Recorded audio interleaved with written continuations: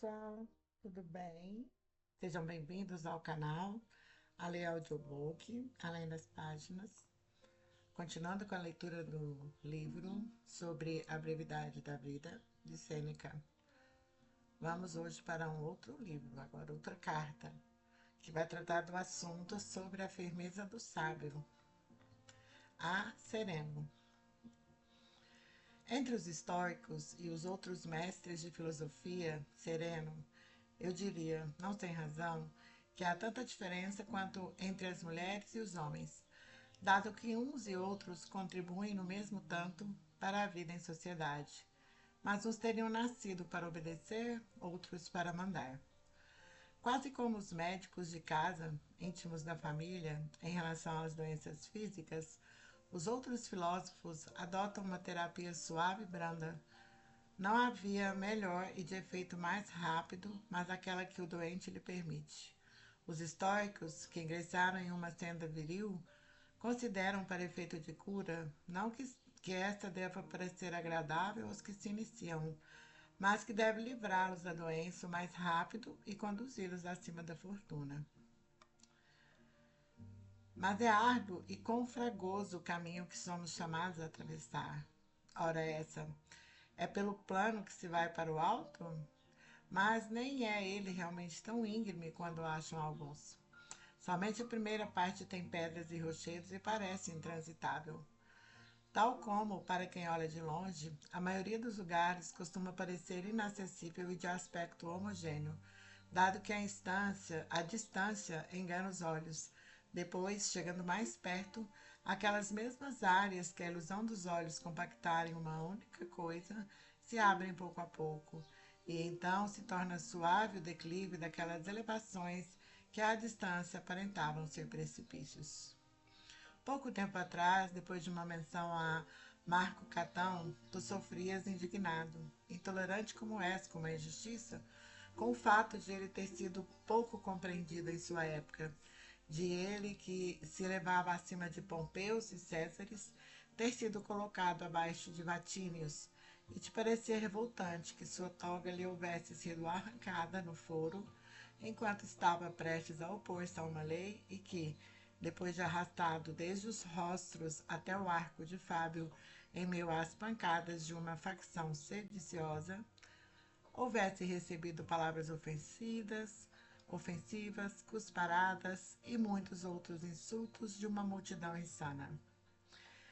Eu então respondi que tinhas motivo para te sentires apreensível pela situação da República, que de um lado Públio Clódio, de outro Vatínio e os mais perversos cidadãos punham à venda, e tomados de cega cupidez, não percebiam que, enquanto a vendiam, eram eles também vendidos. Já com relação à pessoa de Catão, como te falei, sejas tranquilo. O sábio realmente não pode sofrer nenhuma injúria nem contumélia. Além disso, os deuses imortais nos deram Catão como exemplo mais fidedigno de homem sábio do que o que foram Ulisses e Hércules para os tempos mais antigos. Os nossos históricos os proclamaram sábios, invencíveis aos sofrimentos, indiferentes aos prazeres e vitoriosos sobre todos os temores. Catão não combateu com feras, ir no encalço delas é próprio do caçador e do camponês, nem perseguiu seres monstruosos com fogo e ferro, nem viveu naqueles tempos em que era possível acreditar que o céu estivesse apoiado nos ombros de um só. Depois de superada a credulidade antiga e de as gerações terem avançado para um grau elevado de entendimento, tendo ele lutado contra a ambição, esta peste multiforme, e contra uma voracidade imensa pelo poder, a qual o mundo inteiro, dividido em três, não podia saciar, ergueu-se sozinho contra os vícios de uma cidade que degenerava e batia ao fundo por seu peso e susteve a república que tombava, ao menos na medida em que uma única mão podia retê-la, até que, arrastado com ela, lançou-se como companheiro de uma ruína por longo tempo adiada e extinguiu-se de uma só vez o que era vetado separar-se. De fato, nem Catão sobreviveu à liberdade, nem a liberdade a Catão. Contra ele tu julgas que o povo pode fazer uma injúria, porque lhe arrancou a pretura ou a toga, porque aspergiu com o bisco de sua boca aquela sagrada fronte? O sábio está seguro, nem pode ser atingido por nenhuma injúria ou contumélia. Parece-me ver teu ânimo inflamar-se e efervescer, prestes a exclamar: é isso que tira a autoridade dos vossos preceitos. Prometeis coisas sublimes que não poderíamos nem mesmo desejar, e menos ainda crer em sua possibilidade. Além disso, falando de situações excepcionais, ao negar que o sábio seja pobre, não negais que costuma faltar escravo, teto e até alimento. Ao negar que o sábio possa enlouquecer, não negais que ele sofra perturbações, emita palavras pouco sensatas e ouse tudo a que o obriga a ação da doença. Ao negar que o sábio seja escravo, não contestais a mesma coisa, ou seja, que ele possa vir a ser vendido, a cumprir ordens e a executar tarefas serviçais para seu senhor. Assim, erguendo bem alto o supercílio, desceis ao mesmo nível dos demais, depois de mudar os nomes das coisas.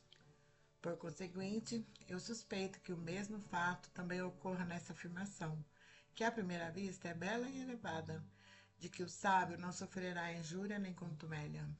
Porém, há muita diferença se colocas o sábio ao abrigo da indignação ou ao abrigo da injúria. Pois, se dizes que ele suportará com serenidade, nenhum privilégio ele tem. E lhe acontece algo comum e que se aprende com a própria frequência das injúrias, ou seja, a paciência. Se negas que ele receberá injúria, isto é, que ninguém tentará fazer-lhe, abandono todas as minhas atividades e me converto em estoico. Eu realmente não decidi dotar o sábio de uma prerrogativa imaginária, apenas verbal, mas pô-lo em uma posição em que não se permita nenhuma injúria contra ele? Como? Não haverá ninguém para provocá-lo, para tentar atacá-lo? Nada na natureza é tão sagrado que não encontre um sacrílego, mas nem por isso as criaturas divinas estão menos no alto, se existem os que buscam acometer uma grandeza que está situada muito além deles, sem haver de atingi-la. Não é invulnerável algo que não recebe um golpe, mas aquilo que não sofre ferimento. Vou te mostrar um sábio desse nível. Acaso há dúvida de que a força mais confiável é a que é invencível e não a que não sofre ataque, já que a duvidosa robustez não colocada à prova, porém, é tida merecidamente como a mais confiável, a firmeza que repele todos os ataques? Do mesmo modo, saibas tu que um sábio é de natureza melhor se nenhuma injúria lhe é nociva do que se nenhuma lhe é feita. E eu direi que é um homem forte aquele que as guerras não subjugam, nem o apavoram as forças inimigas que se aproximam, e não aquele que desfruta de ócio sedentário no seio de povos inativos. Portanto, repito, o sábio não está sujeito a nenhuma injúria. Assim, não importa quantos dardos contra ele sejam arremessados, posto que nenhum pode penetrá-lo. Como a dureza de certas pedras não pode ser rompida pelo ferro, nem o diamante pode ser cortado ou quebrado, ou mesmo limado, mas arruína o que se usa contra ele. Assim como certas coisas não podem ser consumidas pelo fogo, mas, envolvidas pelas chamas, conservam sua consciência e aspecto. Assim como certos rochedos que se estendem para o alto, quebram o mar sem que eles próprios mostrem vestígio nenhum dessa violência depois de fustigados por tantos séculos. Igualmente sólida é a alma do sábio, e acumulou tal resistência que está ao abrigo da injúria, tanto quanto esses elementos que mencionei. E então, não poderá haver alguém que tente fazer injúria ao sábio? Tentará, mas esta não irá atingi-lo. Ele de fato se encontra afastado do contato com o que lhe é inferior por uma distância grande demais para que alguma força nociva possa fazer chegar sua influência até ele. Mesmo quando os poderosos pretendem ser nocivos a ele, sendo não só eminentes pela dominação que exercem, mas influentes pela anuência dos que lhes são serviços, todas as investidas deles perderão força bem abaixo de sua sabedoria, Do mesmo modo que projéteis lançados para o alto por um arco ou por máquinas de arremesso, embora tenham subido para além do alcance da vista, declinam, no entanto, bem abaixo do céu. Como? Tu achas que, quando aquele famoso rei estúpido escureceu o dia com uma descarga de projéteis, alguma seta tenha alvejado o sol, ou que, depois de ele ter lançado grilhões sobre o mar, Netuno tenha sido atingido?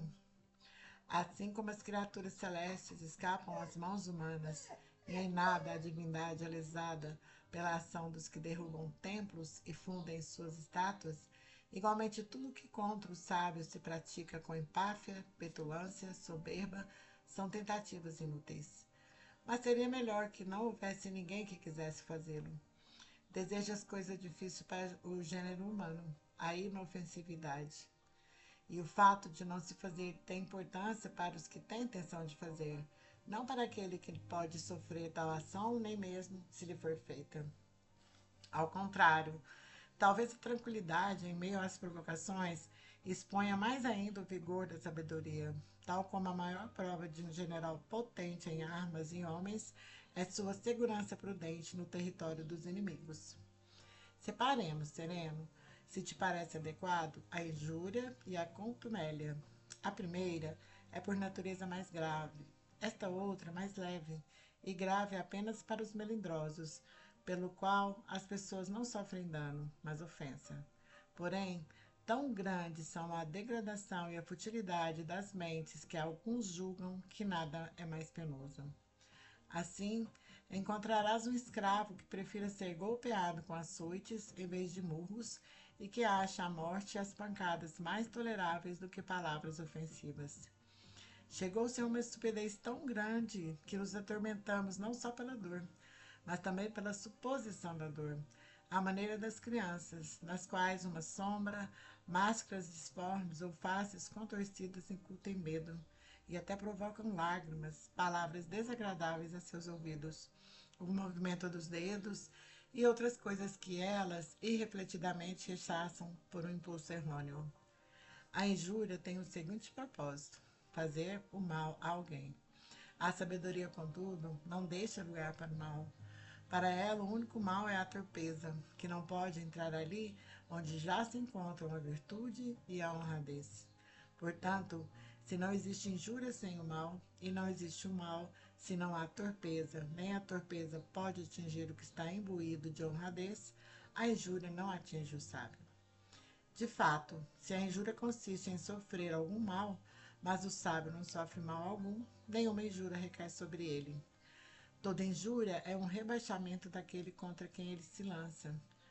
Nem pode alguém receber uma injúria sem algum dano, seja de sua dignidade, seja de seu corpo ou de coisas situadas fora de nós. O sábio, entretanto, nada pode perder. Tudo ele preservou em si mesmo, nada confiou à fortuna, mantém seus bens em segurança, contente com sua virtude, que não carece dos dons da fortuna, e por isso não pode sofrer nem acréscimo nem diminuição. Com efeito, o que se expandiu até o ápice não tem espaço para incremento, e nada a fortuna retira além daquilo que deu. Ora, ela não dá a virtude, por isso não a subtrai. A virtude é livre, inviolável, firme, inabalável, de tal modo endurecida contra as desventuras que nem mesmo pode ser curvada e menos ainda vencida. Em face de apetrechos de terror, mantém os olhos firmes, nada muda em seu rosto, a despeito de lhe ser exibido uma realidade penosa ou favorável. Assim, não perderá nada do que ele verá como perecível. Está realmente de posse só da virtude, da qual não pode nunca ser destituído. Das demais coisas faz uso temporário. Ora, quem se abala pela perda de um bem alheio? E se a injúria nada pode lesar desses bens que são próprios do sábio, por que, estando salva a virtude, salvos estão seus bens, ao sábio não se pode fazer injúria? Demétrio, cognominado Poliocerta, havia tomado Megara. O filósofo Estilbão, interrogado por ele se havia sofrido alguma perda, respondeu: nenhuma. Tudo que é meu tenho comigo. Mas seu patrimônio havia se convertido em despojo de guerra, suas filhas o inimigo havia arrebatado, sua pátria havia caído em domínio alheio e um rei, circundado pelas armas do exército vitorioso, interrogava-o de um assento elevado. Ele, no entanto, arrancou-lhe a vitória e atestou que estava não só invicto, como indene, pois tinha consigo os verdadeiros bens, sobre os quais não se pode lançar as mãos, e aqueles, dissipados e saqueados, que estavam sendo levados, não os julgava seus, mas exteriores e resultantes do desejo da fortuna. Por isso, não os apreciava como bens próprios. Realmente, é instável e incerta a posse de tudo quando nos vem de fora. Uau! Pensa agora se um ladrão, um caluniador, um vizinho prepotente ou um velho ricaço que reina sem filhos poderiam fazer uma injúria a quem a guerra, o inimigo ou aquele que exerce a gloriosa arte de subjugar cidades nada puderam tirar. Em meio a espadas que de todo lado cintilam e ao tumulto dos soldados na rapina, em meio às chamas, ao sangue e aos escombros de uma cidade destruída, em meio ao colapso de templos que desabam em cima de seus deuses, um único homem manterá a paz. Assim, não há motivo para julgares audaciosa a promessa para a qual, se tenho pouca credibilidade, vou te dar um garantidor. É de fato difícil acreditar que tamanha firmeza ou tamanha magnitude de espírito possa aplicar-se a um homem. Mas aparece esse homem diante de todos nós para dizer: não há motivos para duvidares de que alguém, nascido como um homem, possa elevar-se acima da condição humana, de que olhe com serenidade para as dores, os danos, as ulcerações, as feridas, os grandes tumultos que fervilham em torno de si, e suporte as situações duras com placidez e as situações prósperas com comedimento, sem ceder àquelas, nem confiar nestas, e possa manter-se exatamente o mesmo em situações diversas, nem considere nada como seu exceto a si mesmo, e a si mesmo como a parte em que é melhor. Eis que me apresento para vos provar que, sob esse destruidor de tantas cidades, são abatidas fortificações a golpes de ariete. Altas torres vêm repetidamente abaixo, graças a sapas e fossos subterrâneos, e se ergue um terraplano que alcança as mais elevadas fortificações. Porém, não é possível encontrar nenhuma máquina que abale um ânimo solidamente assentado. Tirei-me há pouco para fora das ruínas de minha casa, e enquanto flamejavam incêndios por todo lado, escapei das chamas por entre mortos. Não sei que sorte tiveram minhas filhas, se pior que a da população. Sozinho, idoso e vendo-me cercado de condições hostis, no entanto, declaro que meu patrimônio está íntegro e incólume. Mantenho-me na posse de tudo o que tinha de meu. Não há motivo para me teres como vencido e a ti como vencedor. A tua fortuna venceu a minha fortuna. Aqueles bens transitórios e que mudam de dono, não sei onde estão. Quanto a meus bens, estão comigo e estarão comigo. Esses ricos perderam seus patrimônios, os libidinosos perderam seus amores, e com alto dispêndio de pudor, as amantes prediletas. Os ambiciosos perderam a cúria, o fórum e os locais destinados ao exercício dos vícios em público. Os agiotas, seus registros, nos quais a avidez imagina sorridente falsas riquezas. Eu, entretanto, conservo tudo intacto e íntegro. Por isso, interroga essas pessoas que choram e se lamentam, que para defender seu dinheiro opõem seus corpos nus a espadas desembainhadas e que fogem do inimigo com o bolso carregado. Saibas, portanto, o seguinte, sereno, que o homem perfeito, pleno de virtudes divinas e humanas, nada perde. Seus bens estão circundados de defesas sólidas e intransponíveis. Não poderias comparar a elas as muralhas da Babilônia, que Alexandre invadiu, nem as fortificações de Cartago ou de Numância, conquistadas por uma única mão, nem a colina do Capitólio. Esses locais trazem a marca do inimigo. As defesas que protegem o sábio São resistentes ao fogo e aos assaltos. Não oferecem acesso algum. São elevadas, inexpugnáveis, iguais às dos deuses. Não há por que afirmar, tal como costumas, que esse nosso sábio não se encontra em parte alguma. Não imaginamos isso como vão atributo da natureza humana, nem concebemos uma imagem grandiosa de algo falso. Mas já mostramos e mostraremos qual afirmamos, criatura rara, talvez e única por grandes intervalos de tempo. Realmente, tudo o que é grande, que supera o limite habitual e comum, não é gerado com frequência. De resto, o próprio Marco Catão, de cuja menção partiu essa discussão, receio que esteja acima de nosso modelo. Depois, algo que causa um dano deve ser mais forte do que algo que sofre um dano. Ora, a perversidade não é mais forte do que a virtude. Portanto, não pode o sábio sofrer dano. A injúria contra os bons é intentada somente pelos maus. Os bons mantêm a paz entre si. Os maus são tão perniciosos para os bons quanto entre si. Mas, se é só o mais fraco pode sofrer dano, e além do mais, o mal é mais fraco que o bom, e os bons não devem temer a injúria, a não ser de quem é diferente deles, a injúria não atinge um homem sábio. Sem dúvida, já não é preciso lembrá-lo de que ninguém é bom senão o sábio. Alguém diz: se Sócrates foi injustamente condenado, ele sofreu injúria. Neste ponto, convém entendermos que pode acontecer de alguém me fazer injúria e eu não recebê-la. É como se alguém roubasse uma coisa de minha casa no campo e a deixasse em minha casa na cidade. Ele teria praticado um furto. Eu nada teria perdido. Alguém pode tornar-se culpado, embora não tenha cometido um ato culpável. Se um homem se deitar com sua esposa como se fosse de outro, será um adúltero, embora ela não seja adúltera. Alguém me deu veneno, mas esse perdeu sua virulência ao misturar-se com a comida. Ele, ao dar o veneno, implicou-se em um crime, mesmo se não me causou mal. Não é menos criminoso aquele cujo punhal foi detido pela resistência da roupa. Todos os crimes se consumam o suficiente para haver culpa antes mesmo de efetuado o ato.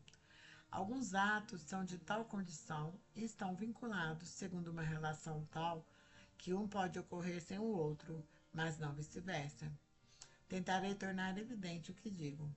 Posso mover os pés sem correr, não posso correr sem mover os pés. Posso não nadar mesmo estando na água. Se estou nadando, não posso estar na água. Tem essa condição também aquilo de que estamos tratando. Se sofri uma injúria, é necessário que ela tenha sido feita. Se foi feita, não é necessário que eu a tenha sofrido. Muitas coisas podem de fato acontecer que afastem a injúria, tal como algum acaso pode abaixar a mão que se dispunha a agredir e desviar dados arremessados. De igual maneira, alguma coisa pode repelir quaisquer injúrias e interceptá-las a meio caminho, de modo que, mesmo tendo sido feitas, não sejam recebidas.